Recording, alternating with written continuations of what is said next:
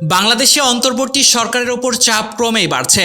শিক্ষক, সরকারি কর্মচারী, রাজনীতিক, এমনকি সামরিক বাহিনীর দিক থেকেও একের পর এক দাবি ও প্রতিবাদের মুখে পড়েছে শান্তিতে নোবেলজয়ী ডক্টর মোহাম্মদ ইউনূসের নেতৃত্বাধীন এই সরকার।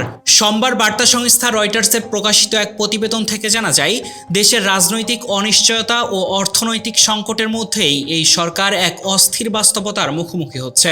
রয়টার্স জানায়, সোমবার দেশটির সরকারি প্রাথমিক বিদ্যালয়ের শিক্ষকরা অনির্দিষ্টকালের জন্য কর্মবিরতি শুরু করেছেন। তারা বেতন বৃদ্ধির দাবিতে এ কর্মসূচি ঘোষণা করেছেন।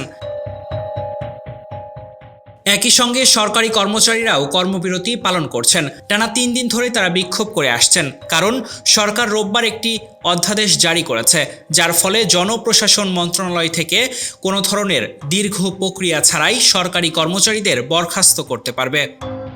এদিকে জাতীয় রাজস্ব বোর্ড ভেঙে অর্থ মন্ত্রণালয়ের অধীনে 2টি নতুন বিভাগ গঠনের ঘোষণায় রাজস্ব কর্মকর্তারাও প্রতিবাদে নামে। তাদের আন্দোলনের মুখে সরকার শেষ পর্যন্ত সে সিদ্ধান্ত প্রত্যাহার করতে বাধ্য হয়। ডেস্ক রিপোর্ট, প্রতিফলন।